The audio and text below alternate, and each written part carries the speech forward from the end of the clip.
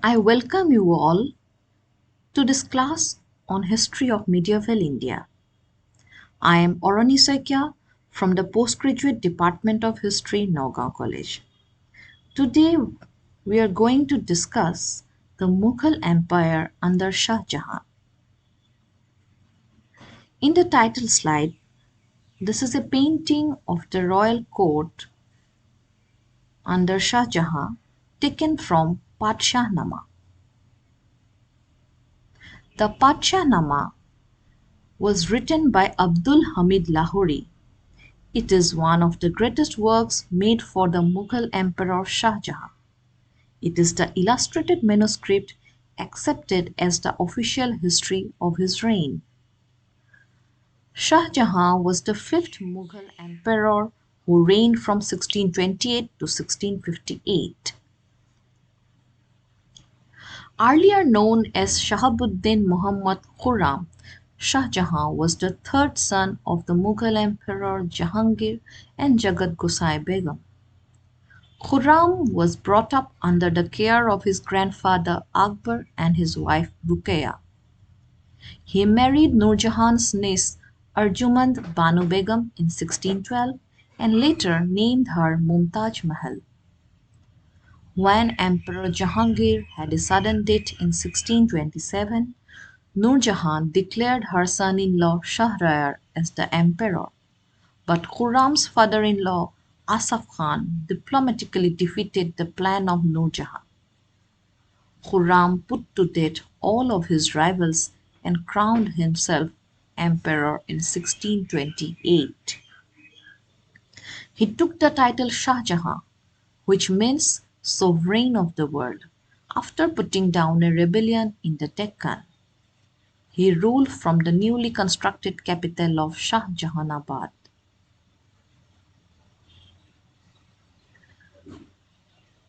Shah Jahan was determined to recover the northwestern province of Kandahar.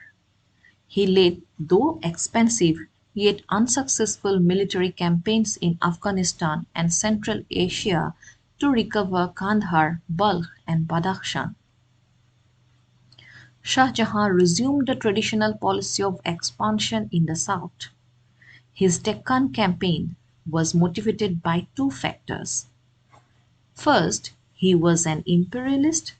Second, he was a staunch Sunni and considered it his sacred duty to crush the Shia states of the Deccan.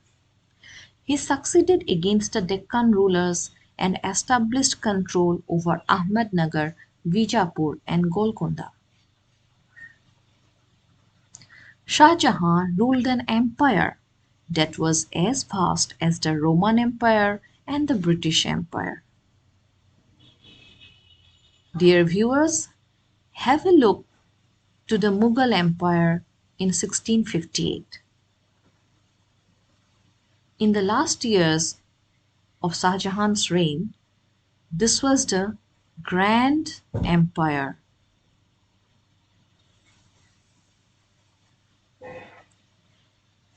Between 1636 and 1646, Shah Jahan deployed Mughal armies to conquer the Deccan and the northwest beyond the Khyber Pass. The once invincible Mughal army was dealt a series of embarrassing defeats. Persia took Kandahar and thwarted three attempts by the Mughals to win it back.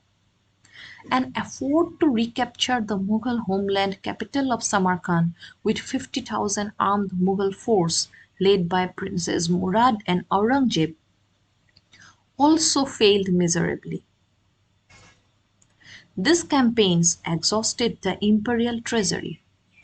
Shah Jahan's ambitions of uniting Central Asia and India in a grand Sunni empire only ended in failure and loss of prestige.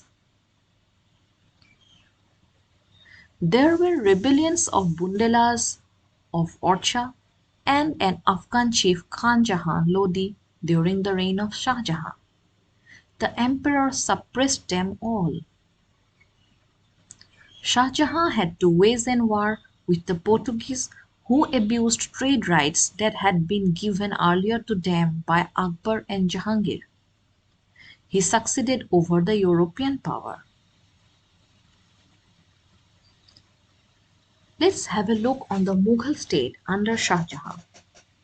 Some historians described his reign as the golden period of the Mughal Empire.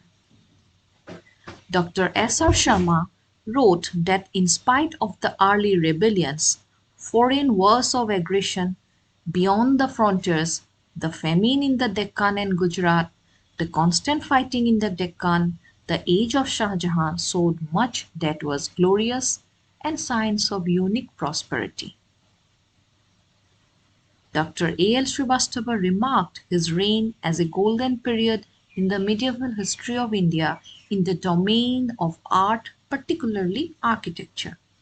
The world witnessed the unique development of art and architecture of the Mughal Empire. Khafi Khan, a contemporary historian, wrote that for the order and arrangement of his territory, finances, and good administration of every department of the state, no prince ever reigned in India that could be compared to Shah Jahan. Tavernier recorded that Shah Jahan reigned not so much as a king over his subjects, but rather as a father over his family and children. The reign of Shah Jahan partially coincided with what is described as the most brilliant epoch in the development of Hindi literature. Several books of Sanskrit were translated into Persian during his reign. Dear viewers, have a look to this iconic peacock throne, which was the jewel seat of the Mughal emperor, inaugurated in a ceremony on the 7th anniversary of Shah Jahan's accession. 10 million rupees was spent to get this 15 feet high throne ready. I have given the idea of peacock throne to you just to make you more clear about the grandness of the Mughal Empire under Shah Jahan.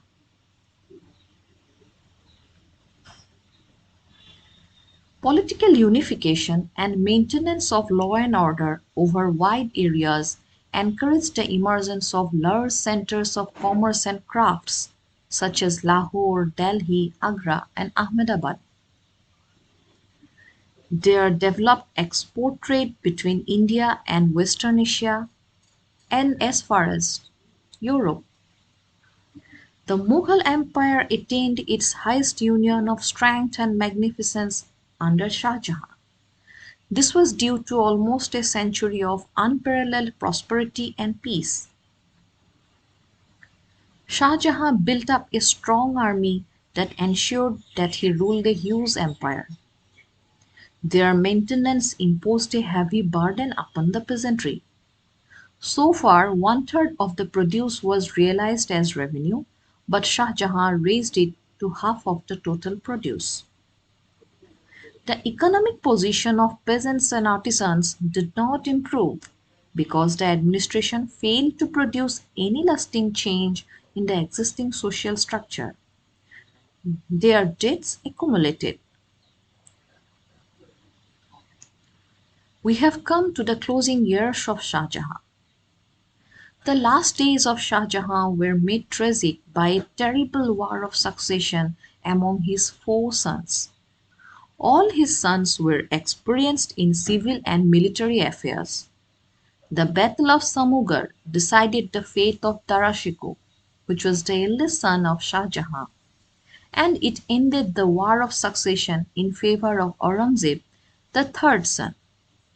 Aurangzeb, an aggressive son, imprisoned his father in Agra fort, where Shah Jahan had a tragic death after 8 years. The reign of Shah Jahan has been criticized by historians. Some historians describe that it marked the beginning of the weakness of the Mughal Empire, which ultimately resulted in its disintegration. Extravagant lifestyle of the emperor, huge expenses for promoting art and architecture, too much pressure exerted on subjects for payment of taxes, increasing corruption of the army and the royal executive were reasons that created a severe financial recession immediately after the reign of Shah Jahan ended. Vincent Arthur Smith described that historians have been misled by the outward magnificence of his court and the beauty of his buildings. Smith added that in affairs of state, Shah Jahan was cruel, treacherous, and even unscrupulous. Sir Jadunath Sarkar observed that though Shah Jahan was extremely laborious, yet the seed of disintegration of the Mughal Empire was sown during his reign itself. In the fourth and fifth years of Shah Jahan's reign, severe famine affected the Deccan and Gujarat. Critics of this emperor observe that his court had barbarous penal code and there was corruption in his administration. There were several revolts during his reign. Thus began a process of national insolvency, which, being accelerated during the next reign, proved to be one of the potent causes of the subsequent disintegration of their mighty empire. Thank you, viewers. We will meet you again with yet another class on history of medieval India.